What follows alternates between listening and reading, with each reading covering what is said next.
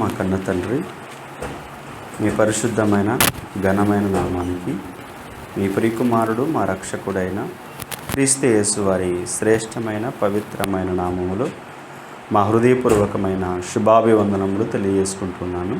తండ్రి, ఈ సమయంలో మీ అమూల్యమైన మాటలను మేము నేర్చుకోవడానికి సిద్ధపడుతూ ఉంటుండగా మాకు తోడుగా ఉండండి. మాకు అవసరమైన జ్ఞాన వాక్కులను మాకు వినిపించండి. మీరు రాయించిన అమూల్యమైన మాటలను మాకు వినిపించి అనేకమైన సంగతులను తెలియజేయవలసిందిగా కోరుతున్నాం. తండ్రి, చేరి వచ్చిన ప్రియులైన మీ పిల్లలందరినీ జ్ఞాపకం చేసుకోండి. చెప్పబడుతున్న ప్రతి మాటను జాగ్రత్తగా విని ఆలోచించి గ్రహించగలిగే మనస్సును ప్రసాదించండి. అలాగే మీ మాటలను చెబుతున్నటువంటి నాకును సంయోచితమైన జ్ఞానాన్ని, ఆలోచన శక్తిని ప్రసాదించమని కోరుతూ క్రీస్తు యేసు వారి పవిత్రమైన నామములో ఈ ప్రార్థన సమర్పించి అడిగి వేడుకుంటున్నాము తండ్రి, ఆమేన్. ప్రభునందు చేరి వచ్చిన ప్రియులైన మీకందరికీ మన ప్రభువు అయిన యేసుక్రీస్తు వారి నామములో నా హృదయపూర్వకమైన శుభాభివందనములు తెలియజేసుకుంటున్నాను. పిల్లారా, మరి ఈరోజు ఒక మంచి పాఠాన్ని మనము ఆలోచిద్దాం. అదేంటంటే, బూడిదయ్యే భూమితో అంతరిక్షం అంతరిస్తుందా అన్నటువంటి ఒక ఆలోచనాత్మకమైనటువంటి, ఈ ప్రపంచానికి ఎంతో అవసరమైనటువంటి పాఠాన్ని జాగ్రత్తగా బైబిల్లో నుంచి ఆలోచిద్దాం. బూడిదయ్యే భూమితో అంతరిక్షం అంతరిస్తుందా? Diploma in bible theology first year సిలబస్లో నుంచి ఈ పాఠాన్ని మనం ఆలోచిస్తున్నాం. ఎగ్జామ్స్ రాసే వాళ్ళు కూడా ఈ పాఠం మరి జాగ్రత్తగా వినగలరని కోరుతున్నాను. పిల్లరా, మరి ఈరోజు ఈ పాఠాన్ని ఎందుకు ఆలోచించవలసిన అవసరత ఏర్పడింది అని అంటే, ఈరోజు ప్రపంచవ్యాప్తంగా ఎందరో ఈ విషయం గురించి కొన్ని తెలియని విషయాలను మాట్లాడటం వలన అనేక మంది అమాయకులు, ప్రపంచ ప్రజలు నమ్మి మోసపోతున్నటువంటి సందర్భాలు చాలా జరుగుతున్నాయి. అందుకనే అసలు ఈ మోసపోతున్నటువంటి వారిని ఎలా కాపాడాలి, ఏ విధంగా వారిని ఈ మోసం నుంచి బయట పడేయాలి అన్నటువంటి విషయాన్ని బైబిల్లో నుంచి మరి జైశాలి గారు ఈ పాఠాన్ని మరి తీసి ఒక పాఠంగా మన ముందు ఏర్పాటు చేయడం అనేది జరిగింది. అంటే సమాజం ఏమనుకుంటుందని ఒకసారి మనం ఆలోచిస్తే, భూమి ఈ విశ్వంలో చాలా చిన్నది. ఈ విశ్వాన్ని అంతటిని మనం పరిశీలించామనుకోండి, ఈ భూమి ఎలా ఉంటుందని అంటే చాలా చిన్నదిగా కనపడుతుంది ఈ విశ్వంలో. ఎందుకంటే భూమి అనేది సూర్య కుటుంబంలో ఉందన్న సంగతి మనకు అందరికీ తెలుసు. సూర్య కుటుంబంలో భూమి ఉంది. ఈ సూర్య కుటుంబం ఎక్కడుంది అంటే పాలపుంత నక్షత్ర మండలంలో ఉంది. పాలపుంత నక్షత్ర మండలం ఎక్కడుంది అని అంటే ఆండ్రోమెడా నక్షత్ర మండలంలో ఉంది. ఇలా ఒక్కొక్క నక్షత్ర మండలంలో ఈ విశ్వం మరి ఉండటం అనేది, లేదా ఈ విశ్వంలో అనేక నక్షత్ర మండలాలు ఉన్నాయి. ఆ నక్షత్ర మండలాలలో భూమి ఒక నక్షత్ర మండలంలో ఉంది, అంటే సూర్య కుటుంబంతో సహా. మరి ఆ సూర్య కుటుంబంతో పోల్చినప్పుడు, ఈ విశ్వంతో పోల్చినప్పుడు సూర్య కుటుంబం అనేది చాలా చిన్నదిగా కనపడుతుంది. అందులో భూమి అనేది ఒక గ్రహం, చాలా చిన్నగా కనపడుతుంది, ఇంకా ఒక నలుసులా కనపడుతుంది విశ్వంలో.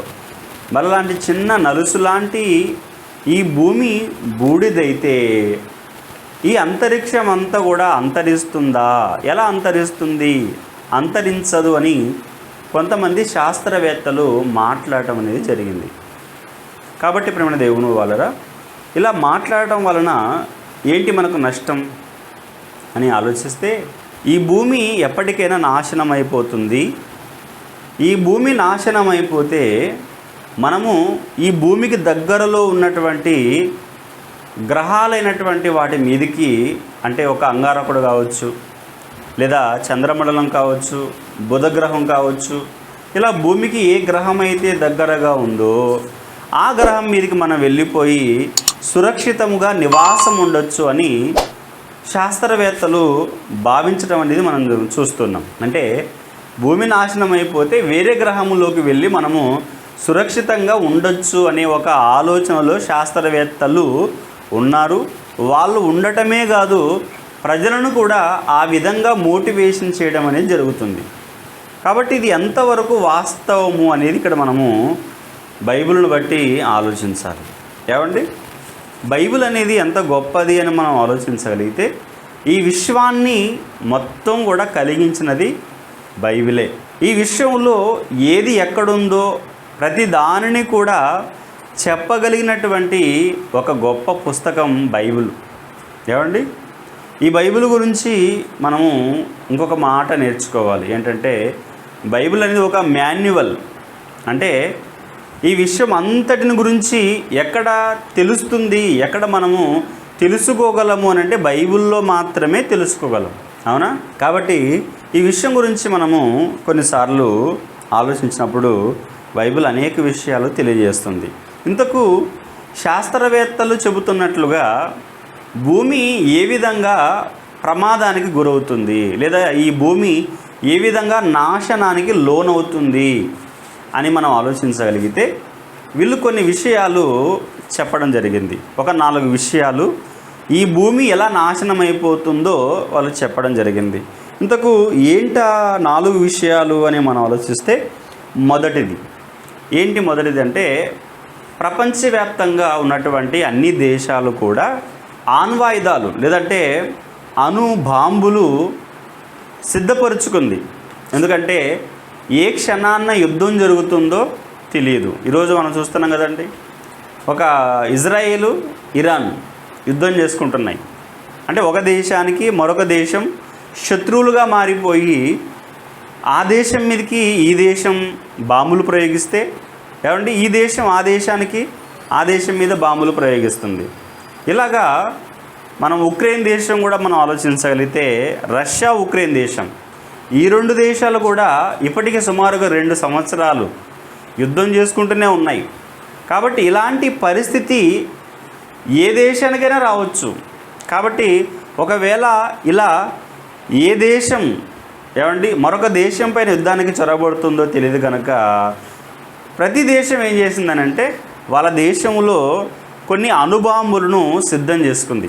ప్రతి దేశం కూడా అణుబాంబులు సిద్ధం చేసుకుంది. ఎందుకంటే ఏ దేశం వచ్చినా కూడా ఆ దేశం పైకి మనము ఈ బాంబులను ప్రయోగించవచ్చు, మనము శత్రువుతో పోరాడవచ్చు, మన దేశాన్ని కాపాడుకోవచ్చు అని. ఇప్పుడు ఏం ఆలోచిస్తారంటే ఒకవేళ ప్రపంచ యుద్ధం కనుక జరిగితే, 3వ ప్రపంచ యుద్ధం, ఇప్పటికే 2 ప్రపంచ యుద్ధాలు జరిగాయి. ఈ 2 ప్రపంచ యుద్ధాలు జరిగిన తర్వాత ఇప్పుడు రాబోతున్నది ఏంటి?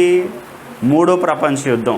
ఒకవేళ ఈ 3వ ప్రపంచ యుద్ధం కనుక జరిగితే ఏమైపోతుంది? అన్ని దేశాలు కూడా ఈ అణుబాంబులు సిద్ధం చేసుకున్నాయి కదా, ఇప్పుడు అన్ని దేశాలు ఏం చేస్తాయంటే ఈ బాంబులను ప్రయోగిస్తాయి. కాబట్టి ఏమైపోతుంది? భూమి అంతా కూడా నాశనం అయిపోతుంది.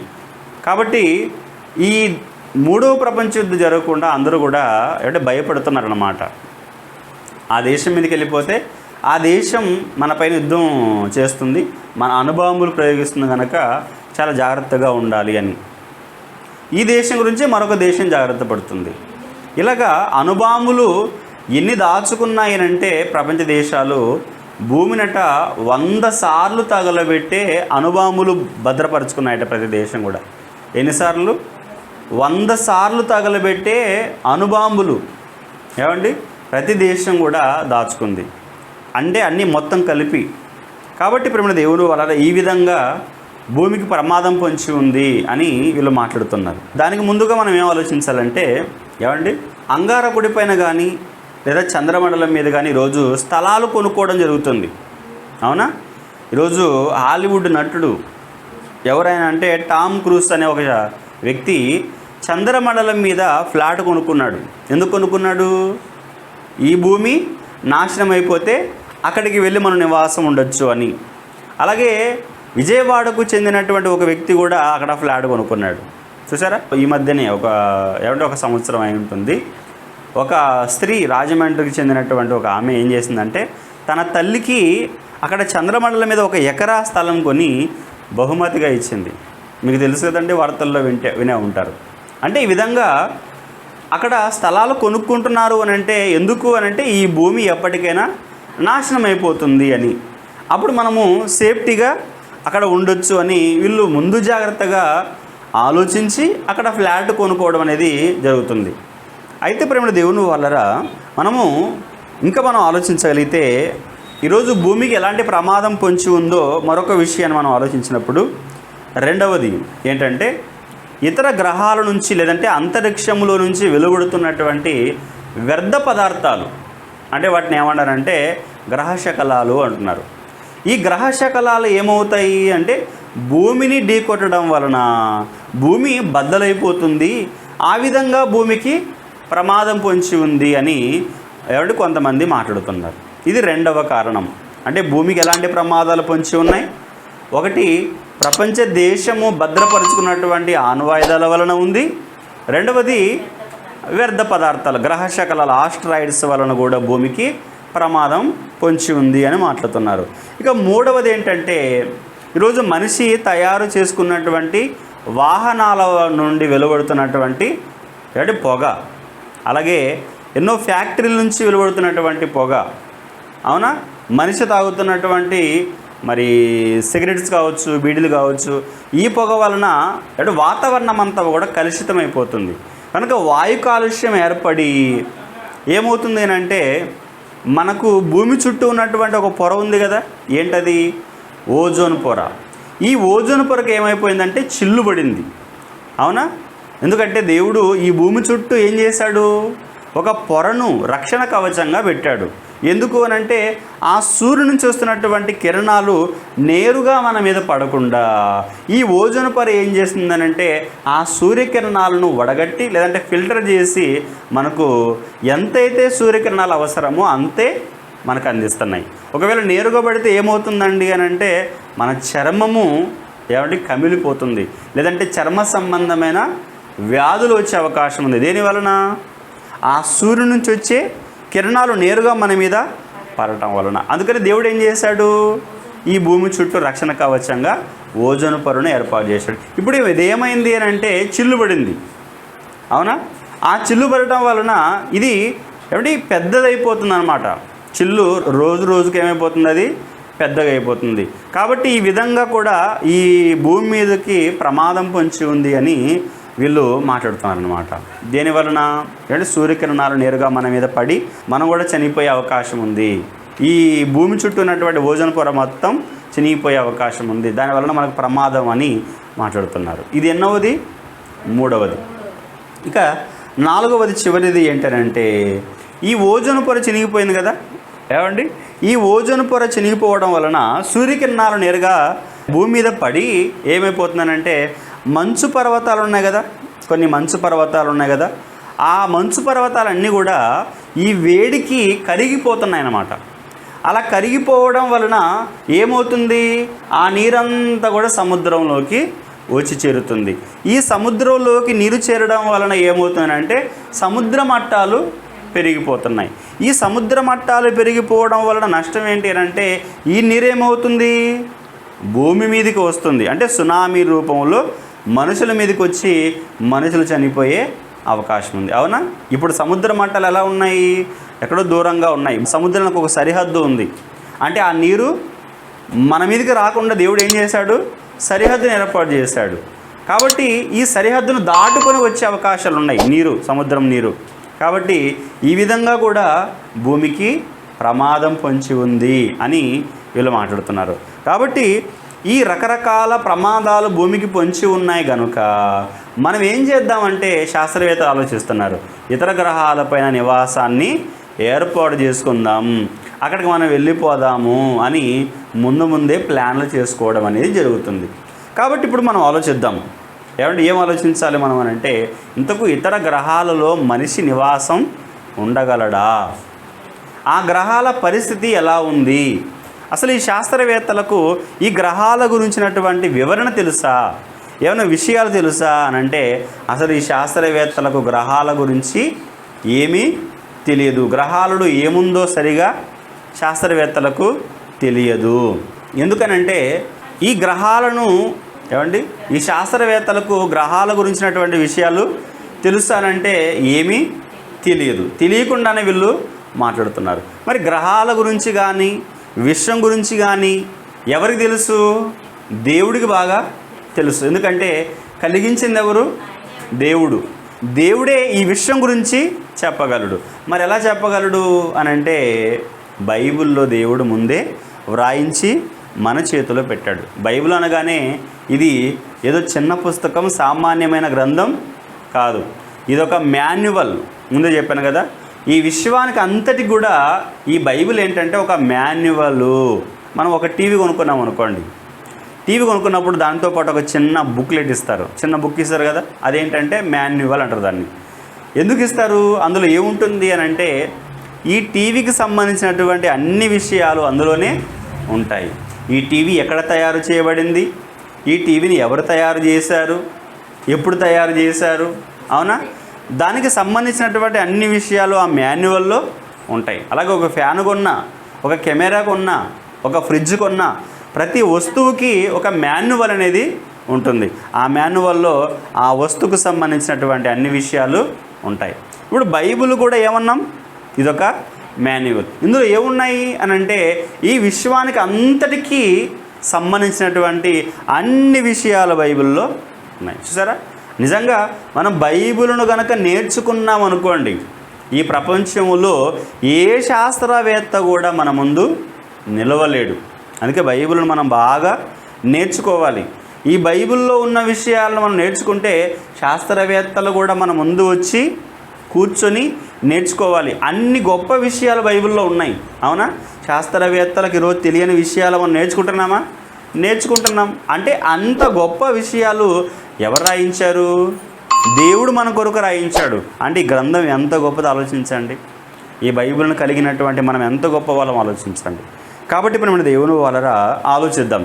అసలు ఈ సృష్టిని దేవుడు ఎలా చేశాడు, అవునా. ఎందుకంటే ఈ సృష్టిని దేవుడు ఎలా చేశాడో మనము తెలుసుకుంటే ఈ విశ్వం అనేది అంతరించిపోతే, లేదంటే ఈ భూమి బద్దలైపోతే, బూడిదైపోతే ఏం జరుగుతుంది, ఈ భూమితో పాటు అంతరిక్షము అంతరిస్తుందా అంతరించదా అనేది మనకు క్లారిటీగా తెలుస్తుంది.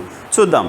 మరి ఈ విషయం గురించి దేవుడు ఎలా చేశాడో మనకు ఎక్కడుంది బైబిల్లో అని అంటే ప్రారంభములోనే వ్రాయబడింది. ఆదికాండం 1వ అధ్యాయం అంతా కూడా మీరు చూస్తే ఈ ఆదికాండం 1వ అధ్యాయం అంతా కూడా సృష్టి యొక్క నిర్మాణం గురించి, ఈ విశ్వం యొక్క నిర్మాణం గురించి బైబిల్ చెబుతుంది.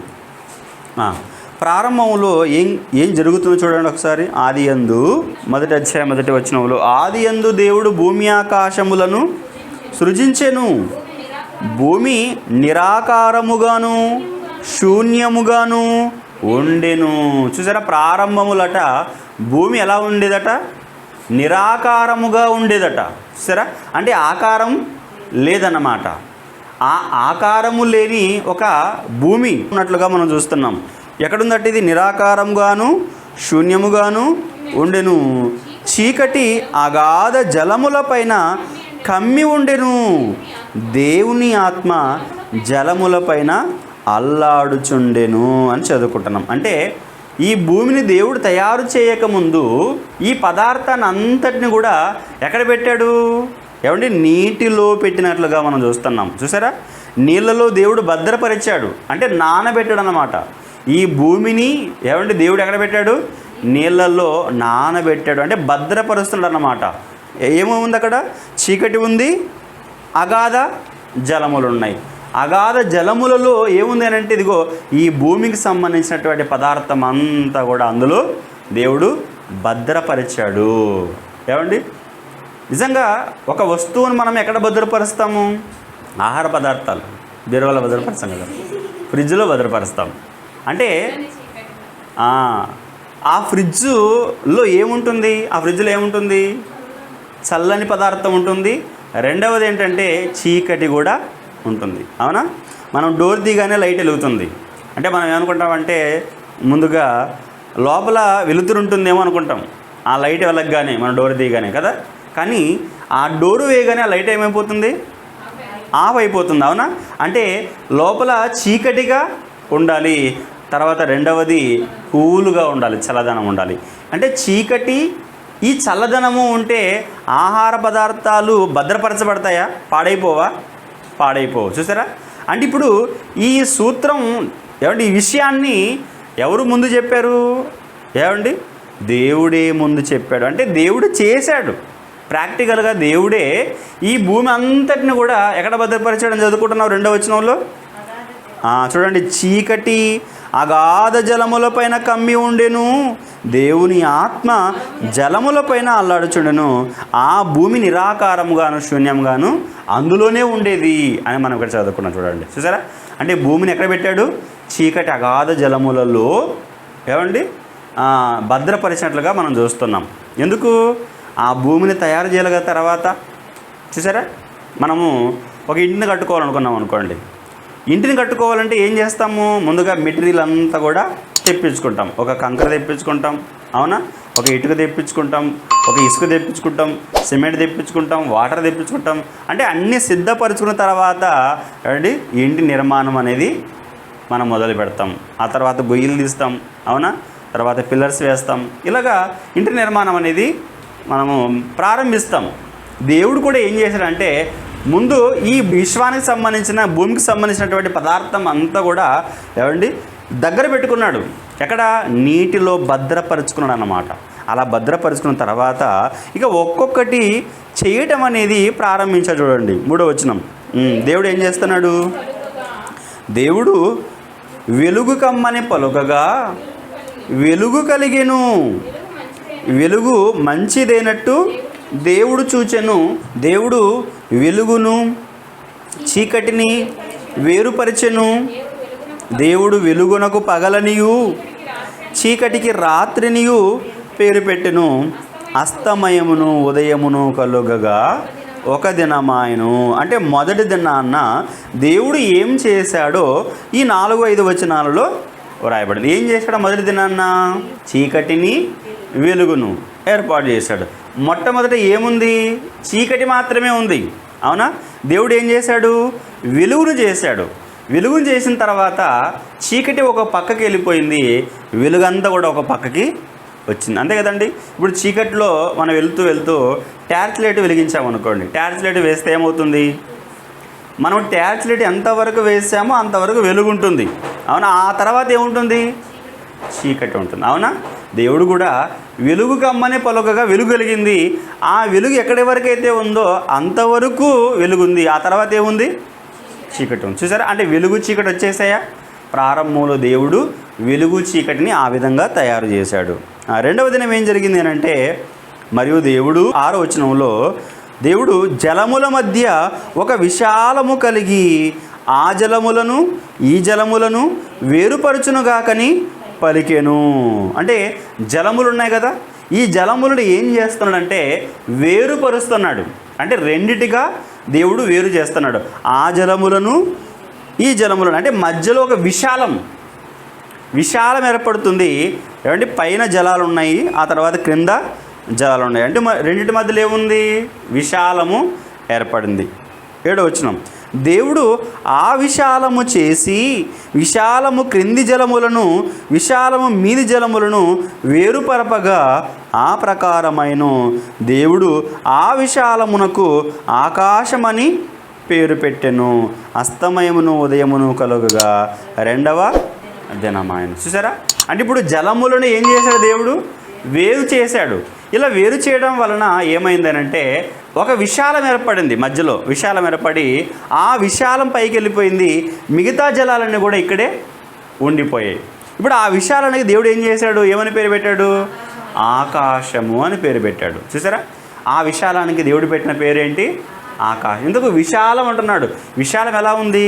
విశాలం ఎలా ఉంది అంటే గుండ్రంగా ఉంది. విశాలం ఎలా ఉంది? గుండ్రంగా ఉంది. అంటే మొత్తం జలాలు ఉన్నాయండి.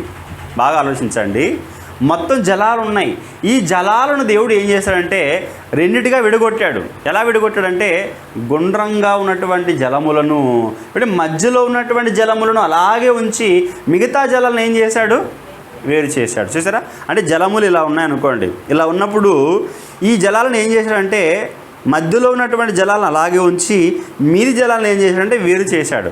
ఇలా వేరు చేయడం వలన ఈ జలములు అన్నీ కూడా రౌండ్గా ఇలా మారిపోయాయి. విశ్వం ఎలా ఉంది? రౌండ్గా కదా ఉండదు, అవునా? మనం ఎక్కడికి వెళ్ళిపోయినా కూడా ఆకాశమే కనబడుతుంది. ఇవి భూమి మీద ఏ ప్రదేశానికి వెళ్ళినా కూడా మనకు ఆకాశం కనబడుతుందా? కనబడుతుంది. అంటే ఆకాశం ఎలా ఉంది? గుండ్రంగా ఉంది. అంటే ఆకాశాన్ని దేవుడు ఎలా చేశాడు? గుండ్రంగా అందుకే మనం మొదటి దినమే ఏమండి దినం ఎలా వచ్చింది? ఉదయమును అస్తమయమును కలుగగా ఒక దినమైన, అంటే తిరుగుతుంది అన్నమాట. అప్పటికే తిరగడం అనేది ఎక్కడ జరుగుతుంది? మనకు ఒక చక్రం దగ్గరే కనబడుతుంది తిరగడం అనేది, అవునా? కాబట్టి విశ్వాన్ని కూడా దేవుడు ఎలా చేశాడు? గుండ్రంగా చక్రాకారంలో తయారు చేశాడు. ఇప్పుడు రెండవ దినం ఏం చేశాడంటే ఈ విశాలం అన్నాడు కదా, ఈ విశాలం అనేది రౌండ్గా ఏర్పడింది. మధ్యలో నీళ్ళు అలాగే ఉన్నాయి. ఈ మధ్యలో ఈ నీళ్ళు అలాగే ఉన్నాయి. ఈ నీటి చుట్టూ ఏముందంటే మరలా విశాలం, అవి కూడా నీళ్ళే. చూసారా? ఇప్పుడు మనకు కనబడుతున్నటువంటి ఆకాశం అంతా కూడా నీలంగా ఉంది కదా, ఆ నీలంగా కనబడుతుంది అంతా కూడా నీరే, అంతా కూడా నీరే. చూసారా? మూడవ దినం ఏం జరుగుతుంది చూడండి. ఇప్పుడు మూడవ దినం దేవుడు ఆకాశము క్రిందనున్న జలములు ఒకచోటనే కూర్చబడి ఆరిన నేల కనబడునుగా కని పలుకగా ఆ ప్రకారమైన. ఇప్పుడు ఆకాశం క్రింద ఏమున్నాయి? జలాలు ఉన్నాయి కదా. ఈ జలములన్నీ కూడా ఒకచోటనే కూర్చబడి ఆరిన నేల కనబడునుగా కని పలుకగా ఆ ప్రకారము ఆయన. దేవుడు ఆరిన నేలకు భూమి అని పేరు పెట్టెను, జలరాశికి ఆయన సముద్రములని పేరు పెట్టెను, అది మంచిదని దేవుడు చూశాను. చూసారా? అంటే ఇప్పుడు మధ్యలో ఉన్నటువంటి జలములను ఏం చేశాడంటే ఆరిన నేలగా దేవుడు చేశాడు. అది ఏంటి అని అంటే భూమి. ఆరిన నేలకు దేవుడు ఏమని పేరు పెట్టాడు? భూమి అని పేరు పెట్టాడు. చూడండి తర్వాత ఏం జరుగుతుంది? 11వ వచనం, దేవుడు గడ్డిని విత్తనములుచి చెట్లను భూమి మీద తమ తమ జాతి ప్రకారము తమలో విత్తనములు గల ఫలమిచ్చు ఫలవృక్షములను భూమి మొలిపించునుగా కని పలుకగా ఆ ప్రకారము ఆయన. చూసారా? భూమి మాత్రమే మొలిపిస్తుంది అట్టు. చూడండి, ఏమంటే గ్రహాలు కానీ, అవునా, అంగారకుడు కానీ చంద్రుడు కానీ ఇక్కడ ఏమైనా కనబడుతున్నాయా? నిజంగా ఈ అధ్యాయంలో కూడా మనం చూడగలిగితే ఫోకస్ అంతా కూడా దేవుడు దేని మీద పెట్టాడంటే భూమి మీదే పెట్టాడండి, అవునా? చంద్రుడి గురించి ఏమైనా ఉందా ఈ అధ్యాయంలో? లేదు. సూర్యుడి గురించి ఏమైనా ఉందా? ఉంది. ఒక మాటలు చెప్పాడు అంతే, పెద్ద జ్యోతిని చిన్న జ్యోతి, 2 జ్యోతులు అన్నాడు కదా. ఆ 2 జ్యోతులు ఏవి? పెద్ద జ్యోతి ఏమో సూర్యుడు, చిన్న జ్యోతి ఏమో చంద్రుడు. అంతే. ఆ మాట తప్ప చంద్రుడి గురించి కానీ సూర్యుడి గురించి కానీ ఇంకేమైనా ఉందా? లేకపోతే ఇతర గ్రహాల గురించి ఏమైనా ఉందా? ఏమీ లేదు. మరి ఎక్కువగా దేనికోసం ఉంది? భూమి కోసం మాత్రమే ఉంది. ఎందుకు దేవుడు భూమి కోసం మాత్రమే ప్రత్యేకంగా మాట్లాడుతున్నాడు? భూమి మీద చెట్లు, భూమి మీద విత్తనాలు గల ఫలమిచ్చు ఫలవృక్షములు, ఇలా అన్నీ కూడా గడ్డి తమ తమ జాతి ప్రకారం మొలిపించాలని ఎక్కడ చూస్తున్నాడు? భూమి మీద మాత్రమే. చూడండి, ఎందుకు భూమి మీద మాత్రమే మొలిపించాలనుకున్నాడు దేవుడు అని అంటే ఈ భూమి మీదకే తాను కోరుకున్నటువంటి తన పిల్లలు రాబోతున్నారు, అవునా? తన గర్భాన్న పుట్టబోతున్నటువంటి పిల్లలు ఎక్కడికి రాబోతున్నారు? ఈ భూమి మీదకే రాబోతున్నారు. అందుకే దేవుడు ఈ భూమి గురించే అంటే ప్రతి దాన్ని కూడా చక్కగా చేస్తున్నాడు, దానికోసం రాస్తున్నాడు. చూడండి, ఇక 4వ దినం ఏం జరిగింది అని అంటే ఆ 4వ దినమే సూర్యచంద్రుడు నక్షత్రాలన్నీ కూడా కలిగినట్లుగా మనం చూస్తాం. ఇక 5వ దినాన ఏం జరిగింది అని అంటే 5వ దినాన్న పక్షులు కలిగాయి, సముద్రంలో ఉన్నటువంటి జలచరాలు కలిగాయి. 5వ దినాన్న ఈ 2 కలిగాయి, ఆకాశ పక్షులు, జలచరాలు. తర్వాత 6వ దినాన ఏం జరిగాయి? 6వ దినాన ఏం కలిగాయి అని అంటే పశువులను, పురుగులను, అడవి జంతువులను వాటి జాతి ప్రకారము ఏమంటే భూమి పుట్టించుగా కానీ పలికాడు. అంటే 6వ దినాన్న ఏం కలిగాయి? పురుగులు, పశువులు, అడవి జంతువులు అన్నీ కూడా 6వ దినాన్న కలిగాయి. ఈ 6వ దినం చివరిలోకి వచ్చేసరికి దేవుడు ఏం చేశాడు? మొదటి మానవుణ్ణి తయారు చేశాడు. అంటే మొదటి మానవుడు 6వ దినాన్న కలుగు చేశాడు. ఈ 6 దినాలలో ఈ సృష్టి అంతటిని కూడా దేవుడు చేశాడు. ఎక్కువ ప్రాధాన్యత దేనికి ఇచ్చాడు అని అంటే భూమికి మాత్రమే ఇచ్చాడు. ఎందుకు భూమికి మాత్రమే ఇచ్చాడంటే ఈ భూమి మీదకి తన పిల్లలు రాబోతున్నారు కనుక ఏమండి భూమి గురించి మాట్లాడాడు. అందుకే ఈ భూమి మాత్రమేనండి మనుషులకు నివాస యోగ్యమైనది. ఈ భూమి మీద తప్ప ఎక్కడ కూడా మనిషి నివసించలేడు. ఈ భూమి మీద కదండి మొక్కలు ఉన్నాయి, ఈ భూమి మీదనే కదండి జంతువులు ఉన్నాయి, ఈ భూమి మీదనే కదా ప్రతిదీ కూడా ఆక్సిజన్తో పాటు హైడ్రోజన్ కావచ్చు, అవునా, అది కార్బన్ డైఆక్సైడ్ కావచ్చు, ప్రతిదీ కూడా ఎక్కడుంది? భూమి మీదనే ఉంది. చంద్రమండలం మీద ఉందా? అంగారకుడి మీద ఉందా? దేని మీద కూడా ఏది కూడా లేదు. కేవలం భూమి మీద మాత్రమే దేవుడు అన్నిటినీ చేశాడు. అందుకే దీనికోసం యోబు గ్రంథంలో ఒక మాట రాస్తాం చూడండి. యోబు గ్రంథము 37వ అధ్యాయము 12వ వచనం. త్వరగా చూడగలిగితే త్వరగా ముగించు. ఆయన వలన నడిపింపబడినవై, చూడండి, నరులకు నివాసయోగ్యమైన భూగోళము మీద అని రాయబడి చూడండి. నరులకు నివాసయోగ్యమైన భూగోళము అన్నాడు. అంటే నరులకు నివాసయోగ్యమైనది ఏంటన్నమాట? భూగోళం మాత్రమేనండి. చంద్రగోళం కాదు, సూర్యగోళము కాదు, మరి ఏ గోళము కాదు. కేవలం భూగోళం మీద మాత్రమే మానవులు నివసించగలరు అన్నటువంటి విషయాన్ని ఇక్కడ మనము అర్థం చేసుకుంటాం. అందుకే దేవుడు ఆదాము హవ్వలను చేసిన తర్వాత ఎక్కడ ఫలించమన్నాడు? భూమి మీదే ఫలించమన్నాడు. భూమిని నిండించమన్నాడా? అవునా? భూమిని నిండించమన్నాడా? గ్రహాన్ని ఏమైనా నిండించమన్నాడా? అంటే చంద్రమండలాన్ని, అంగారకుడిని ఏమైనా నిండించమన్నాడా? అక్కడ ఏమీ లేదు కదా, ఎలా ఉంటాడు? కాబట్టి భూమి మీదే మనిషి నివాసం ఉండగలడు కనుక ఇక్కడే మీరు ఇవన్నిటిని అనుభవించి మీరు ఫలించి అభివృద్ధి చెందండి అన్నాడు. అందుకే భూమిని ఎవరికి ఇచ్చాడని రాయబడి చూడండి ఒకసారి. 115వ కీర్తన 16వ వచనం. ఆకాశములు యెహోవా వశము, భూమిని ఆయన నరులకిచ్చి ఉన్నాడు అని రాయబడి చూడండి. భూమిని ఆయన నరులకిచ్చి ఉన్నాడు. నరులు ఇందులోనే నివాసం ఉండాలి. ఎక్కడ కూడా మీరు నివాసము ఉండలేరు. ఆక్సిజను ఎక్కడ లేదు, అవునా? ఇవన్నీ కూడా భూమి మీదే ఉన్నాయి. ఇప్పుడు సూర్యుని చేశాడు కదా, ఆ సూర్యుని యొక్క కాంతి ఎక్కడ పడాలి? భూమి మీదనే పడాలి. చంద్రుడు ఉన్నాడు, చంద్రుడి యొక్క వెన్నెల ఎక్కడ పడాలి? అది కూడా భూమి మీదే పడాలి. నక్షత్రాల కాంతి ఎక్కడ పడాలి? అవి కూడా భూమి మీదే పడాలి. ఇలా ప్రతి దానిని కూడా భూమి కోసమే ఒక స్పెసిఫిక్గా, అంటే స్పెషల్గా దేవుడు మాట్లాడుతూ వచ్చాడు. కాబట్టి ఈ భూమి ఈరోజు విశ్వానికి కూడా కేంద్ర స్థానంలో ఉంది. విశ్వానికి కేంద్ర స్థానంలో ఏముంది? ఒకప్పుడు కోపర్నికస్ అనే ఒక శాస్త్రవేత్త ఈ విశ్వానికి సూర్యుడు కేంద్రస్థానం అన్నాడు. ఎవరు? సూర్యుడు కేంద్రస్థానం అన్నాడు. అంటే అతనికి తెలియక తప్పుడు విషయాన్ని సమాజానికి తెలియజేశాడు. ఆ తర్వాత కొంతకాలానికి మరొక శాస్త్రవేత్త వచ్చాడు, అతని పేరే టోలమీ. ఆయన ఏం చేశాడంటే జియోసెంట్రిక్ థియరీ ద్వారా ఏం చేశాడంటే భూమి కేంద్ర స్థానంలో ఉంది అని చెప్పాడు. భూమి కేంద్ర స్థానంలో ఉంది అంటే ఈ విశ్వానికి అంతటికీ ఈ చిన్న నలుసుగా ఉన్నటువంటి భూమి కేంద్ర స్థానం అని చెప్పాడు. అంటే కేంద్ర స్థానం అని ఎందుకు అంటున్నామనంటే ఇక్కడే ప్రభుత్వం ఉంది అని చెప్పడానికి. అవునా? మనకు భారతదేశానికి కేంద్ర స్థానం ఒకటి ఉంది. ఏంటది? ఢిల్లీ. అవునా? ఢిల్లీలో ఎవరెవరు ఉంటారు? మన దేశాన్ని పరిపాలిస్తున్నటువంటి ప్రధానమంత్రి అక్కడే ఉంటాడు. అలాగే ఎంపీలందరూ కూడా అక్కడే ఉంటాడు. కేంద్ర స్థానం అదే ఢిల్లీ అనమాట. అక్కడ నుంచే ప్రభుత్వం అనేది రన్ అవుతుంది. అలాగే మన ఆంధ్రప్రదేశ్కు అమరావతి అదొక రాజధాని అన్నారు. ఆ తర్వాత వేరే అన్నారులేండి, అది వదిలేయండి. ఇలాగా తెలంగాణకు హైదరాబాదు అదొక కేంద్రం. అంటే అక్కడ ఎవరు ఉంటారు అని అంటే ఎమ్మెల్యేలు అందరూ కూడా అక్కడే ఉంటారు. ఇలా ప్రభుత్వాన్ని వాళ్ళు రన్ చేస్తున్నారు. వాళ్ళకి ఏమైనా అయిందనుకోండి, రాష్ట్ర ప్రభుత్వం ఎమ్మెల్యేలకు ఏమైనా అయిందంటే అదంతా కూడా ఉలిక్కి పడిపోతారు రాష్ట్రం అంతా కూడా. ఎంపీలకు ఏమైనా అయిందనుకోండి దేశంలో రాజధానిలో, అవునా, దేశం మొత్తం కూడా కంగారు పడిపోతుంది. కాబట్టి ఈ భూమి కూడా ఎలా ఉందనంటే ఈ విశ్వం మొత్తానికి ఇదొక కేంద్రం, రాజధాని అని చెప్పొచ్చు భూమి. ఎందుకనంటే ఈ భూమి మీద ఎవరున్నారు? మానవుడు ఉన్నాడు. ఎవర మానవుడు అని అంటే దేవుని పోలికతో చేయబడిన మనుషుడు. అందుకే ఈ ప్రభుత్వం గురించి యోబు గ్రంథంలో ఏం చెప్పాడు చూడండి ఒకసారి. ఈ టోలమీ కంటే ముందే యోబు గారు, ఆయన ఒక శాస్త్రవేత్త. ఎప్పుడో క్రీస్తుకు పూర్వమే దేవుడు యోబు గారి ద్వారా, ఈయన ఒక గొప్ప శాస్త్రవేత్త అండి. ఆయన గురించి ఏమైనా రాస్తాం చూడండి. భూమి గురించి ఏమైనా రాస్తాం చూడండి. యోబు గారు 38వ అధ్యాయం 33వ వచనం. యోబు గ్రంథము 38వ అధ్యాయము 33వ వచనంలో దేవుడు క్రీస్తుకు పూర్వం సుమారుగా 1500 సంవత్సరాల క్రితమే ఏమైనా రాస్తున్నాడు చూడండి. ఈ శాస్త్రం ఎప్పుడు పుట్టిందంటే నిన్నగాక మొన్న పుట్టింది, అవునా? కానీ ఎప్పుడో కొన్ని వందల సంవత్సరాల క్రితమే దేవుడు ఏమైనా రాయిస్తున్నాడు చూడండి.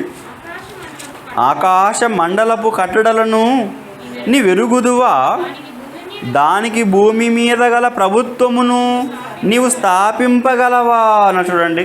నీవు స్థాపింపగలవా? భూమి మీద ఏముందన్నమాట? ప్రభుత్వం ఉంది. ఆకాశ మండలానికి కూడా భూమి మీదే ప్రభుత్వం ఉంది. ఎవరు స్థాపించారు భూమి మీద ప్రభుత్వాన్ని? దేవుడే స్థాపించాడండి. చూసారా, ఈ భూమికి ఏమైనా అయిందనుకోండి, ఈ విశ్వానికి అంతటికి ఏమైపోతుంది? ప్రమాదం. చూసారా, భూమికి ప్రమాదం వచ్చింది అని అంటే ఈ విశ్వానికి అంతటికి కూడా ప్రమాదం వచ్చినట్లు. ఎందుకంటే ప్రభుత్వం దేవుడు ఇక్కడే పెట్టాడు కాబట్టి ఇక్కడ నుంచి ప్రభుత్వం వెళ్ళిపోతుంది. విశ్వం మొత్తానికి అనేకమైనటువంటి సూచనలు వెళ్ళిపోతున్నాయి. చూసారా, మనం ఇప్పుడు ఇల్లు కట్టుకున్నామండి. ఆ ఇంట్లో అన్ని గదులు ఉంటాయి, అవునా? హాల్ ఉంటుంది, కిచెన్ ఉంటుంది, బెడ్రూమ్ ఉంటుంది, బాత్రూమ్ ఉంటుంది. అన్నీ కూడా, ఈ గదులన్నీ కూడా దేని మీద ఆధారపడ్డాయి? పునాది మీద ఆధారపడ్డాయి, అవునా? ఆ పునాదే ఒకవేళ కదిలిందనుకోండి, ఇంటికి ఉన్నటువంటి ఈ పునాది కదిలిందనుకోండి, ఏమవుతుంది? హాలు పడిపోతుంది, బాత్రూమ్ పడిపోతుంది, బెడ్రూమ్ పడిపోతుంది, కిచెన్ అన్నీ పడిపోతాయా లేదా? పునాదికి ఏం జరిగినా ఇవన్నీ పైన అలాగే ఉంటాయండి అని అంటారా? అలా అనేవాళ్ళు అమాయకులు కదా. అలాగే ఈ భూమి పునాది అనుకుంటే విశ్వానికి, ఈ భూమి పునాదికి ఏదైనా ప్రమాదం పొంచి ఉంటే విశ్వానికి అంతటికీ ప్రమాదం పొంచి ఉన్నట్లే, అవునా? అందుకే మరొక మాట చూడండి, ఆమోసు గ్రంథంలో ఈ ప్రభుత్వం గురించి మాట్లాడుతూ ఏమన్నాడు? ఆమోసు గ్రంథము 9వ అధ్యాయము 6వ వచనం చూడండి ఒకసారి. ఆకాశమందు తన కొరకై మేడగదులు కట్టుకొని వాడును, ఆకాశ మండలమునకు భూమి యందు పునాదులు వేయువాడును ఆయనే అని చూడండి. ఆకాశ మండలానికి పునాదులు ఎక్కడున్నాయట? భూమి మీద ఉన్నాయట. దేవుడు భూమి మీదే వేశాడట పునాదిని. చూసారా, ఎంత గొప్ప సంగతి అండి. ఇది ఎవరు చెప్పారు? దేవుడు చెప్పాడు, బైబిల్లో చెప్పాడు దేవుడు. శాస్త్రవేత్తలు చెప్పకముందే చెప్పాడు. మరి ఏది గొప్ప చెప్పండి? శాస్త్రవేత్తలు గొప్ప వాళ్ళ, ఆ బైబిల్లో వ్రాయబడినటువంటి మాటలు గొప్పవా? అవునా?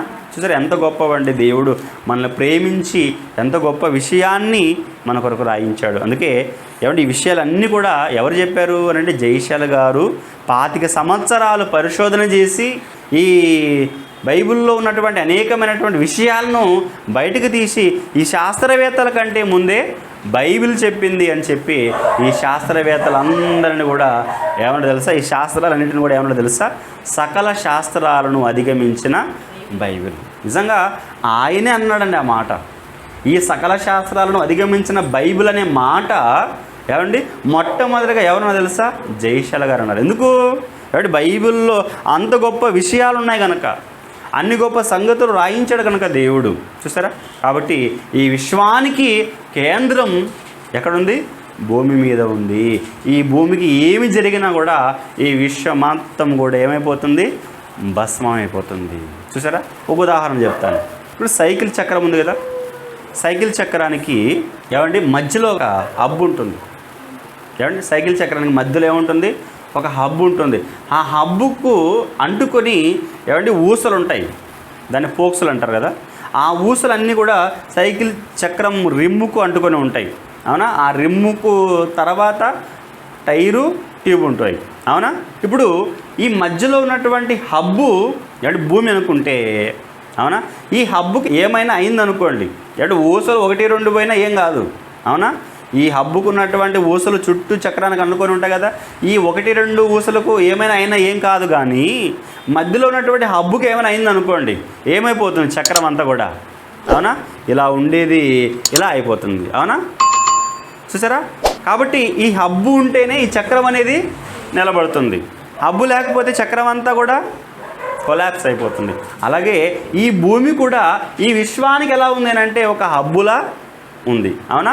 ఈ హబ్బే లేదనుకోండి, అవునా, ఈ భూమే లేదనుకోండి, ఏమైపోతుంది? విశ్వం అంతా కూడా, అవునా, మొత్తం కూడా అంతరించి పోతుంది. అందుకే పేతురు గారు రాసిన 2వ పత్రిక 3వ అధ్యాయము 10వ వచనం చూడండి. త్వరగా ఒక 3 రెఫరెన్సులు చదువుకుందాం, ఒక 4 రెఫరెన్సులు చదువుకుందాం.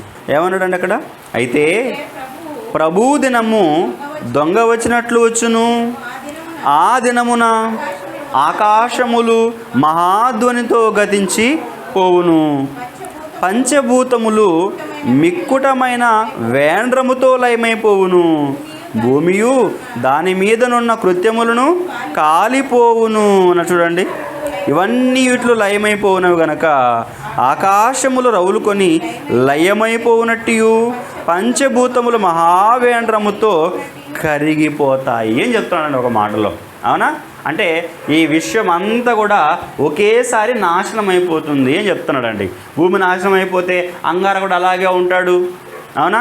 చంద్రుడు నాశనం అయిపోతే సూర్యుడు అలాగే ఉంటాడు అని లేదండి అక్కడ బైబిల్లో. చూసారా? ఒకేసారి భూమికి ప్రమాదం పొంచి ఉంది అంటే ఈ విశ్వం మొత్తం కూడా ప్రమాదంలోనికి వెళ్ళిపోతుంది. అంటే భూమి బూడిదైపోతే అంతరిక్షం కూడా బూడిదైపోతుంది. అందుకే ఒక మంచి మాట చూడండి, కీర్తన గ్రంథము 68వ అధ్యాయము 8వ వచనం. భూమి వణకెను, దేవుని సన్నిధిని అంతరిక్షము దిగజారెను. ఎంత బాగుందండి బైబిల్లో. నిజంగా ఈ మాట చదువుకుంటే ఏమండి ఈ శాస్త్రవేత్తలు ఎందుకు పనికొస్తారు చెప్పండి?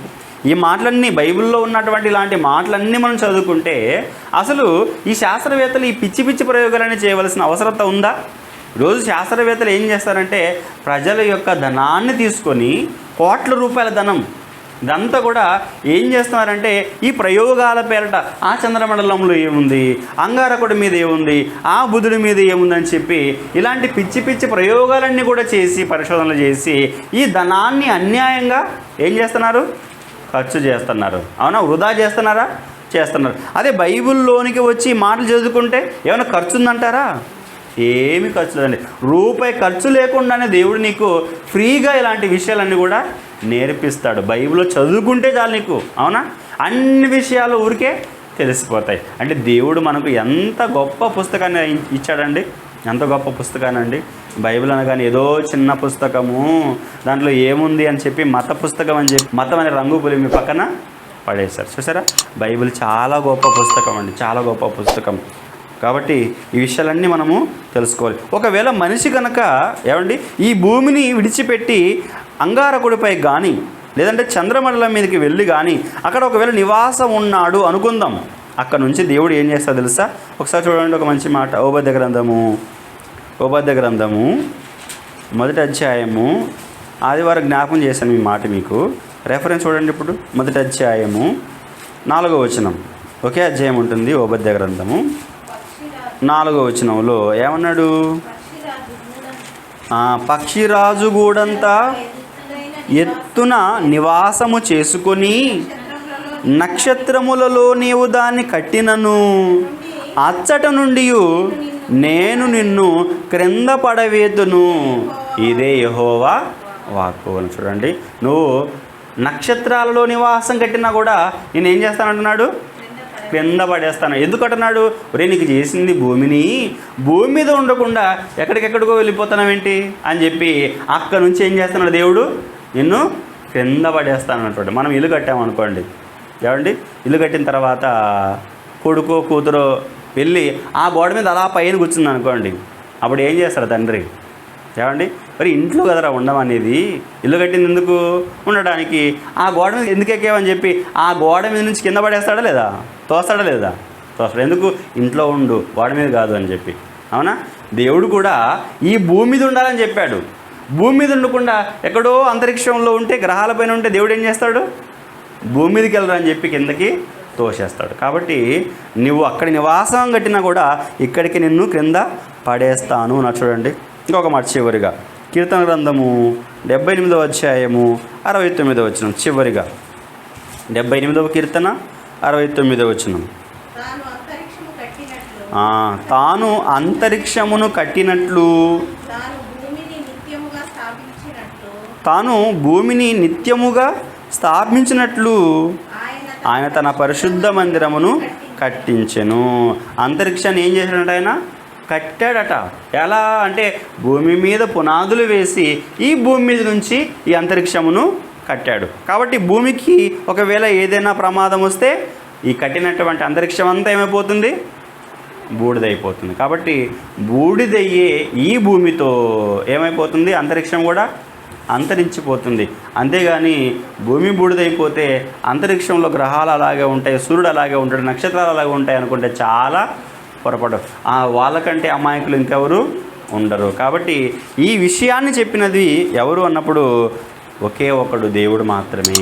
ఎలా చెప్పాడు అంటే ఆయన మన కంటికి కనిపించడు, కానీ ఆయన కనబడకపోయినా మనకు మాత్రము ఆయన అన్ని విషయాలు చెప్పి ఎవరిని మనల్ని ప్రేమించి ఈ గ్రంథాన్ని మన చేతిలో పెట్టాడు. కాబట్టి ప్రేమ దేవుని వాళ్ళరా, బైబిల్ ఎంత గొప్పదో ఆలోచించండి. ఈ విషయం అంతటిని చేసి, ఇందులో భూమిని చేసి, ఈ భూమి మీద అంతటిని కూడా, ఈ భూమి మీద ఉన్నటువంటి ప్రతిదాన్ని కూడా దేవుడు మనకే ఇచ్చాడు. మనం అనుభవించమని చెప్పాడు. మనమే ఒకవేళ సరిగా లేకపోతే ఏమైపోతుంది? అవునా?